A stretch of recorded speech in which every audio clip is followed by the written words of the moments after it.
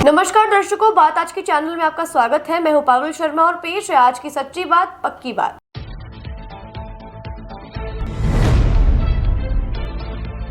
अजमेर के प्रभारी सचिव नवीन जैन ने अधिकारियों के लिए बैठक, बजट को लेकर त्वरित पत्राचार करने के दिए निर्देश।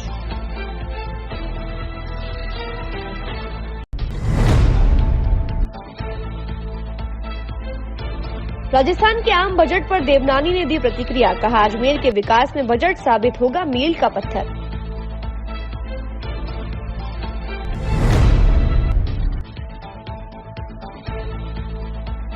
जैन मुनि शुभम और सक्षम सागर का अजमेर में मंगल प्रवेश, जैन समाज में उत्साह का माहौल।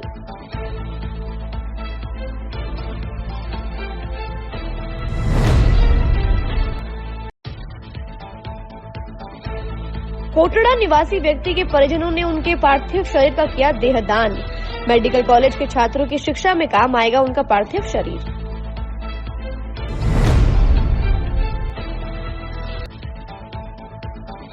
वर्ष की द्वितीय लोक अदालत राजस्थान विधिक सेवा प्राधिकरण के निर्देशानुसार की गई आयोजित, लगभग 50,000 मामले किए गए चिन्हित।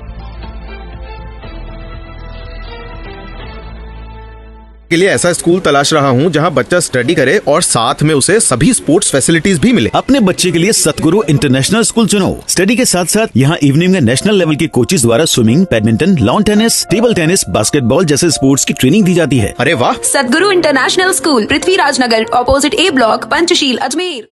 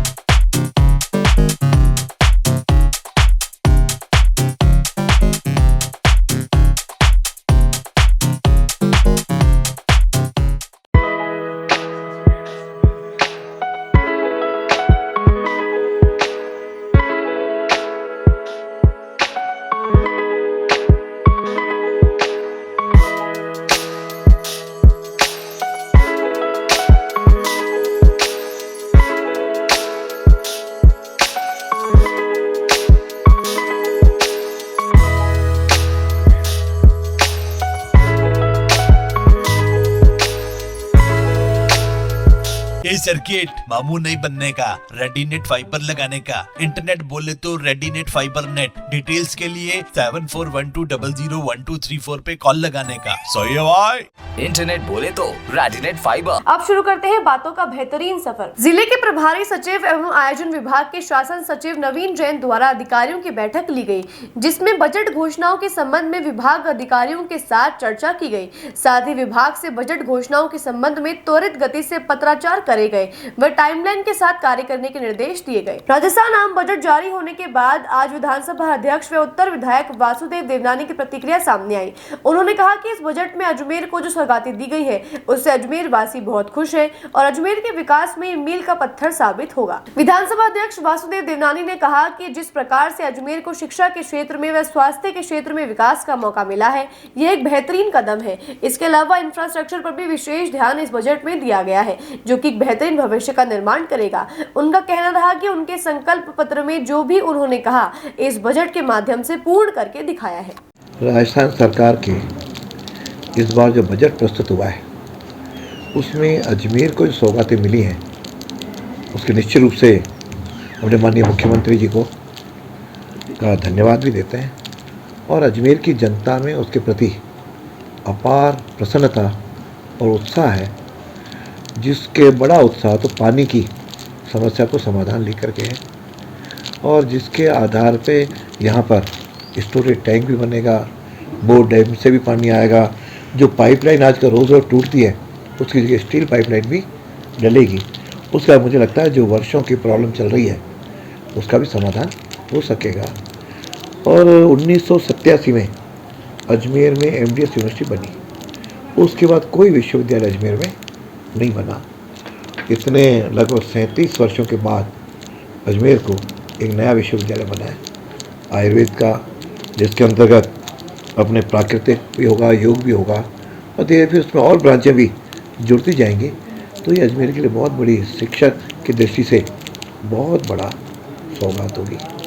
रोडवेज बस स्टैंड वर्षों पुराना है, उसके नवीनीकरण के लिए प्रयास किए और रोडवेज बस स्टैंड भी मिला है। और मेडिकल में बाकी सारे संभाग केंद्रों पे सारी सुपर स्पेशलिटी की व्यवस्था है। एक अजमेरी संभाग केंद्र ऐसा था जिसकी व्यवस्था नहीं थी, तो लगभग उस पर 150 करोड़ रुपए से सुपर स्पेशलिटी का ये बनेगा विभाग, जिसके कारण से अजमेर की जनता को जयपुर या बाकी जगह जाने की ज़रूरत नहीं पड़ेगी। और छोटी मोटी तो और भी यहाँ पे सौगातें अजमेर को मिली हैं। पानी, अपने बिजली में अंडरग्राउंड लाइनें होंगी और मैं समझता हूँ कि इसके अलावा सड़कों का मायाजाल भी बिछेगा।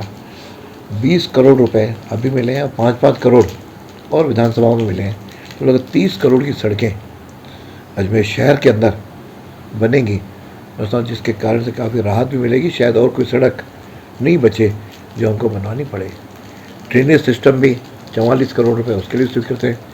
और अभी लगता है यह तो पहला बजट है और अभी 4 बजट और हैं, तो अजमेर की जनता को मुझे लगता है जो मैंने अपने संकल्प पत्र में वादे किए थे काफ़ी हद तक वो पूरे होने की शुरुआत हो गई। साइंस पार्क का भी उसके कारण शुरू हो गया, आपके तेलंगाना हाउस रद्द हुआ, इस तरह मिला करके तो काफ़ी बड़ी सौगातें लगातार मिलने को मिल रही हैं।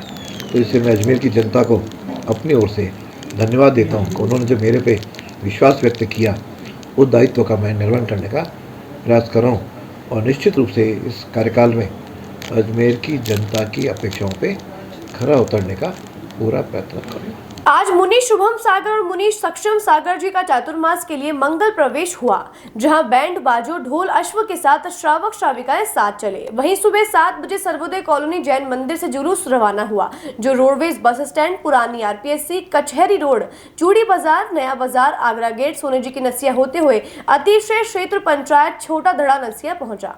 आज अजमेर की पावन धरा पर आचार्य सुनील सागर जी महाराज के परम प्रभावक द्वय शिष्य मुनि श्री शुभम सागर जी एवं मुनि सक्षम सागर जी महाराज का चातुर्मास 2024 के लिए मंगल प्रवेश अजमेर शहर में हुआ है।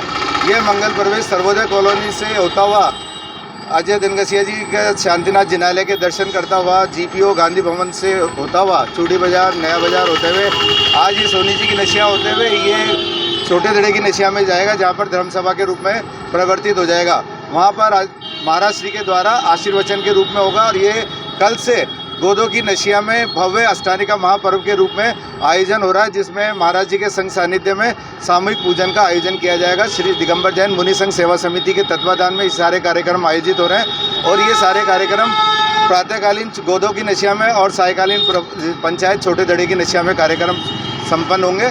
अजमेर के कोटड़ा निवासी प्रेमनाथ टंडन की अंतिम इच्छा के आधार पर आज उनके पार्थिव शरीर को मेडिकल कॉलेज के बच्चों की शिक्षा के लिए दान किया गया। इस दौरान उनके परिवार के सभी लोग व मित्र उपस्थित रहे। आज हमारे भाई समाज मित्र हैं प्रेमनाथ जी टंडन, कृष्णगंज निवासी। उनकी अंतिम इच्छा हुआ करती थी कि बहुत अच्छे समाज सेवा से भी जुड़े हुए थे।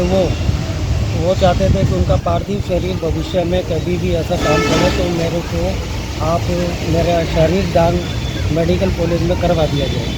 उनकी इस अंतिम इच्छा को ध्यान में रखते हुए पारिवारिक सदस्यों के साथ में मिलकर ये कदम उठाया और मुझे पर्सनली भी इतनी खुशी हो रही है कि इस सहयोग में मुझे भी उपस्थित रहने का मौका मिला और समाज हित के लिए, मेडिकल कॉलेज के छात्रों के हित के लिए उनका ये त्याग को मेरा नतमस्तक है। क्या उम्र होगी, कहाँ के रहने वाले? उनकी उम्र है 67 साल, अजमेर निवासी, कृष्णगंज कोटला कृष्णगंज में इनका जॉब वर्क था, टेलर का काम करते थे। इस वर्ष की द्वितीय लोक अदालत राजस्थान विधिक सेवा प्राधिकरण के निर्देशानुसार आयोजित की गई। इस दौरान मुख्यालयों पर 10 बेंचों का व पूर्ण जिले को मिलाकर 22 बेंचों का गठन किया गया है, जिसमें प्री लिटिगेशन के कुल 22,298 प्रकरण व न्यायालय में लंबित तकरीबन 29,000 से अधिक प्रकरण चिन्हित किए गए। इनमें अधिकतर मामलों में राजीनामा होने की संभावना आज है। आज जो इस वर्ष की द्वितीय राष्ट्रीय लोक अदालत माननीय राजस्थान राज्य विधिक सेवा प्राधिकरण के निर्देशानुसार आयोजन किया गया, उसमें मुख्यालय पर कुल 10 बेंचों का और संपूर्ण जिले को मिलाकर कुल 22 बेंचों का गठन किया गया है, जिसमें हमारे द्वारा प्री लिटिगेशन के कुल 21,298 प्रकरण और जो न्यायालयों में लंबित है वो 29,000 से अधिक प्रकरण हमने चिन्हित करके रखे गए हैं, जिनमें राजीनामा होने की संभावना है। इस प्रकार कुल प्री और हम लंबित मामलों को मिलाकर संख्या का आकलन करें तो जो 50,000 से अधिक प्रकरणों को हमने चिन्हित किया गया है। साथ में मोटर वाहन अधिनियम से जुड़े मामले भी जो पुराने हो गए हैं या उसके जुर्माने से दंडनीय है, उनको भी इस लोक अदालत में हमने चिन्हित किया गया है। क्या मामले? अधिकतर मामले विशेष रूप से एनआईटी के मामले हैं, जो विशेष रूप से राजस्थान राज्य विधिक सेवा प्राधिकरण का विशेष रूप से इसमें था कि जो छोटे अमाउंट के मामले हैं, जो 2 लाख तक के मामले हैं, वो अधिक से अधिक निस्तारण हो पाए, उस पर हमारा विशेष फोकस रहा है। और उसको लेकर आज जो बेंच बनी हुई है उसमें निश्चित रूप से सभी पक्षकारों का सम्यक सहयोग रहा है, अधिवक्तागण का सहयोग रहा है और पक्षकारों को भी इस बात की समझाइश हुई है कि जो बात राजीनामे से निस्तारित हो सकती थी वो कोर्ट में जाके लड़ने से कोई इसमें सार नहीं रहेगा, क्योंकि राजीनामा के बाद पक्षकारों का सहयोग आपसी सौहार्द बना रहता है। फैमिली कोर्ट को भी हमारे पारिवारिक जज साहब दोनों, फैमिली जज साहब नंबर 1 और फैमिली जज साहब नंबर 2 का खूब सहयोग रहा है और आज हमारी उम्मीद है कि दोनों कोर्टों में मिलाकर 100 से अधिक प्रकरण निस्तारण हो पाएगा। और इस राजीनामे की वजह से जो घर टूट गए थे या टूटने का कगार पर थे, समझाइश से कई जोड़े आज विदा होकर वापस साथ रहने को तैयार है, जिनको भी आज माला और फूल पहनाकर न्यायालय से विदा किया गया है और किया जा रहा है। बातों को देते हैं छोटा सा विराम, जल्दी मिलते हैं एक नए सफर पर। के लिए ऐसा स्कूल तलाश रहा हूँ जहाँ बच्चा स्टडी करे और साथ में उसे सभी स्पोर्ट्स फैसिलिटीज भी मिले। अपने बच्चे के लिए सतगुरु इंटरनेशनल स्कूल चुनो। स्टडी के साथ साथ यहाँ इवनिंग में नेशनल लेवल के कोचेज द्वारा swimming, badminton, lawn tennis, table tennis, basketball जैसे स्पोर्ट्स की ट्रेनिंग दी जाती है। अरे वाह! सतगुरु इंटरनेशनल स्कूल, पृथ्वीराज नगर, ऑपोजिट ए ब्लॉक, पंचशील, अजमेर।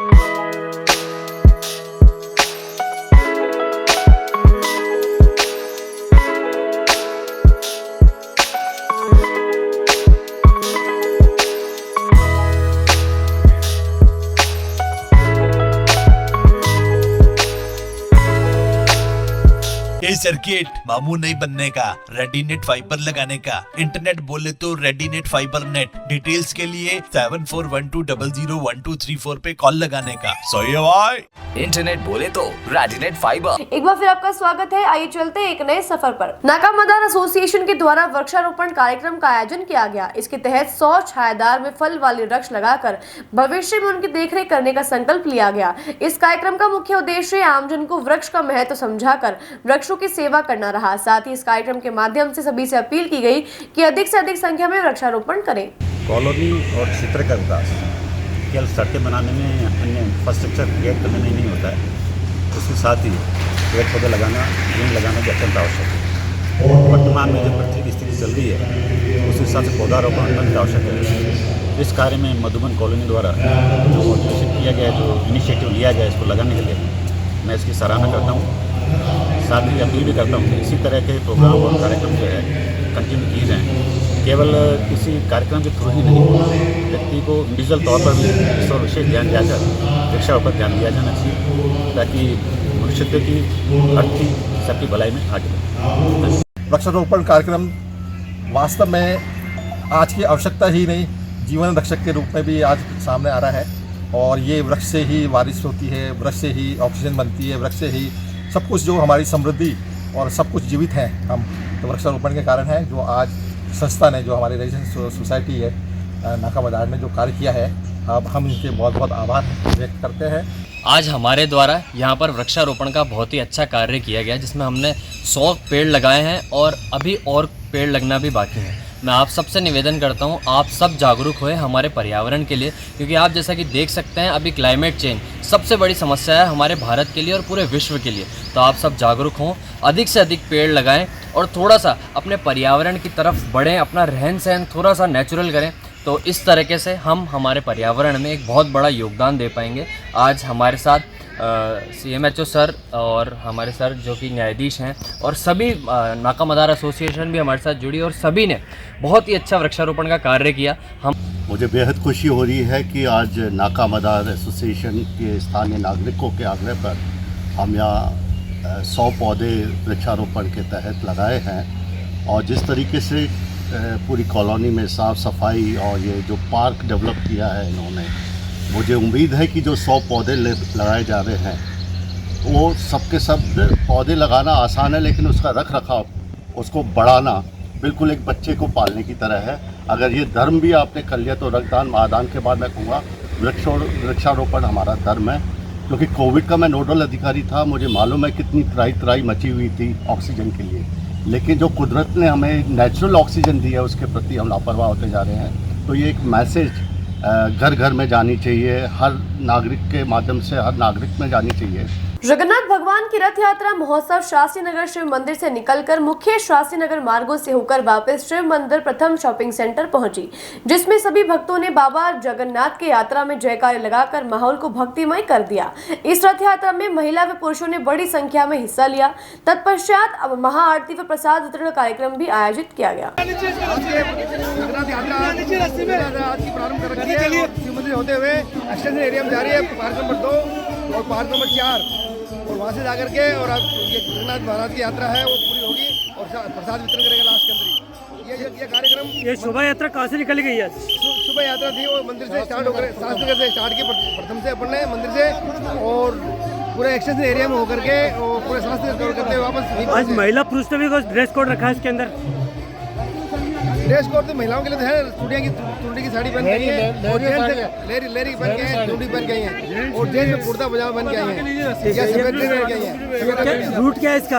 रूट यहाँ से शिव मंदिर से स्टार्ट होकर के प्रथम से सिद्धेश्वर महादेव मंदिर, गार्डन नंबर 4, रत्न हॉस्टल, गार्डन नंबर 3 और वापस मैन होते हुए मिष्ठान, ममता मिष्ठान होते हुए शिव मंदिर आएंगे वापस भी। जगन्नाथ यात्रा है हमारे शिव मंदिर प्रथम से निकल रही है और ये शिव मंदिर सेकंड से होती हुई वापस शास्त्री नगर की तरफ जाएगी और ये हमारी सेकंड है जो जगन्नाथ यात्रा है। बहुत ही मजा आता है, बहुत ही आनंद है।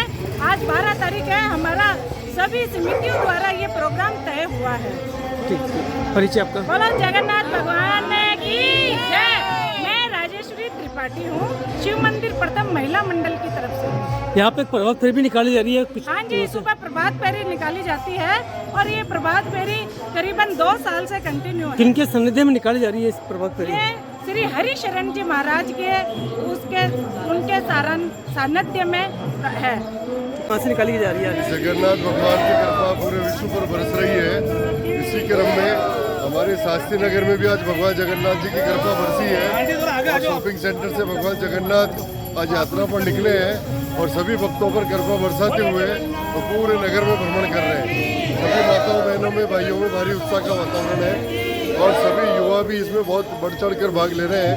भगवान की कृपा हम सब पर इसी प्रकार से बनी रहे, जगन्नाथ प्रभु की कृपा सब पर बनी रहे, यही सब भगवान के चरणों में प्रार्थना है। बातों को देते हैं एक छोटा सा विराम, जल्दी मिलते हैं एक नए सफर पर। के लिए ऐसा स्कूल तलाश रहा हूँ जहाँ बच्चा स्टडी करे और साथ में उसे सभी स्पोर्ट्स फैसिलिटीज भी मिले। अपने बच्चे के लिए सतगुरु इंटरनेशनल स्कूल चुनो। स्टडी के साथ साथ यहाँ इवनिंग में नेशनल लेवल के कोचेज द्वारा swimming, badminton, lawn tennis, table tennis, basketball जैसे स्पोर्ट्स की ट्रेनिंग दी जाती है। अरे वाह! सतगुरु इंटरनेशनल स्कूल, पृथ्वीराज नगर, ऑपोजिट ए ब्लॉक, पंचशील, अजमेर।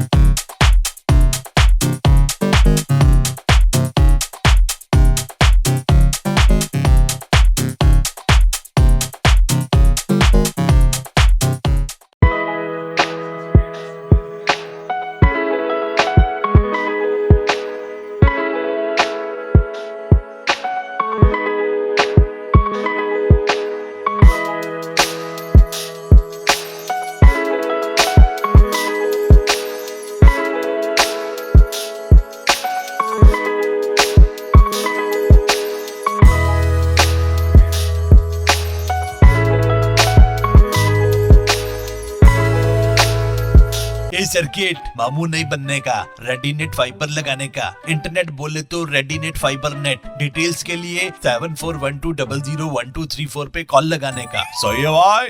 इंटरनेट बोले तो रेडीनेट फाइबर। एक बार फिर आपका स्वागत है। आइए चलते हैं एक नए सफर पर। अजमेर संभाग के सबसे बड़े अस्पताल की कार्डियोलॉजी विभाग के पास पीजी बॉयज हॉस्टल पूरी तरह से जर्जर अवस्था में है और बारिश का दौर भी जारी है। पूरे हॉस्टल का प्लास्टर उतर रहा है। बॉयज हॉस्टल के हालात तो किसी खंडर जैसे प्रतीत हो रहे हैं, परंतु प्रशासन इस ओर कोई ध्यान नहीं दे रहा है। आपको बताते हैं, इस बॉयज हॉस्टल में तकरीबन 100 से 150 रेजिडेंट डॉक्टर्स रहते हैं, परंतु इस हॉस्टल की हालत को देखकर बताना मुश्किल है कि क्या सच में यहाँ कोई रहता भी है। तस्वीरों में आप देख सकते हैं कि किस तरह से दीवारें बुरी हालत में है, प्लास्टर उतर रहा है, सीलिंग टूटी हुई है। वे बारिश के मौसम में किसी भी बड़ी दुर्घटना का इंतजार यहाँ किया जा रहा है, क्योंकि प्रशासन का इस ओर कोई ध्यान नहीं है। प्रशासन कुंभकर्ण की नींद सो रहा है। वहीं दूसरी ओर यहाँ पर पानी जैसी मूलभूत सुविधाएं भी नहीं है, पीने की पानी की व्यवस्था भी नहीं है, वाटर कूलर बंद पड़े हैं। हालात इतने खराब हैं कि बैठकर 2 वक्त का खाना खाना भी दुश्वार हो गया है। हॉस्टल में रहने वाले सभी डॉक्टर मरीजों का इलाज कर रहे हैं, कहीं ऐसा ना हो कि खुद दुर्घटनाग्रस्त हो जाएं। हॉस्टल में बनी कैंटीन में भी घरेलू सिलेंडर का उपयोग किया जा रहा है। प्रशासन को इस ओर ध्यान देकर उचित कदम उठाए जाने की आवश्यकता है। अभी मैं मेडिकल कॉलेज जेएलएन के पास में खड़ा हूँ। यहाँ पर एक बिल्डिंग है पुरानी, पुरानी बिल्डिंग है, पूरी जर्जर अवस्था में हो रही है। और यहाँ पे अभी मेडिकल कॉलेज का काम भी चल रहा है, जेएलएन का काम भी चल रहा है, मगर प्रशासन को इस बिल्डिंग की तरफ कोई ध्यान नहीं है। यहाँ पे डॉक्टरों की गाड़ी खड़ी रहती है, डॉक्टर का रेसिडेंस निवास है। हमारी सरकार से यही मांग है कि जर्जर अवस्था को अंदर बिल्डिंग को ठीक कराया जाए, और नहीं तो कोई जनानी ऐसी हो जाएगी। अभी बारिशों के दिन चल रहे हैं, बारिशों के दिन के अंदर मकान बहने की संभावना भी है। अगर ये ढह गया तो इसमें कोई न कोई ऐसी अप्रिय घटना हो जाएगी तो प्रशासन को जवाब देना भारी पड़ जाएगा। यहाँ पे किस प्रकार की व्यवस्था है, देखा आपने बिल्डिंग किस क्या हालत हो रही है? बिल्डिंग पूरी जर्जर अवस्था में हो रही है, और डॉक्टर यहाँ रहते हैं। हमारे विधानसभा अध्यक्ष को इनको अवगत कराना चाहिए, जो यहाँ पर फंड भी आता है तो इस फंड को भी यहाँ पे लगाया जाए, जिससे आम जन को परेशानी नहीं हो, और आम जन को यहाँ जो गली में डॉक्टर निकलते हैं, नर्सें निकलती है, इसको कोई ऐसी घटना नहीं हो। इसको पास में कोई विभाग भी है? हाँ, पास में विभाग भी है। ये कार्डियोलॉजी हॉस्पिटल है, और हॉस्पिटल के अंदर भी काफ़ी पेशेंटों की गाड़ियाँ खड़ी रहती है। तो हमारा तो एक ही निवेदन है, कोई जनहानि नहीं होवे। आज के लिए बस इतना ही। कल फिर होगी आपसे मुलाकात, तब तक के लिए दीजिए इजाजत। नमस्कार।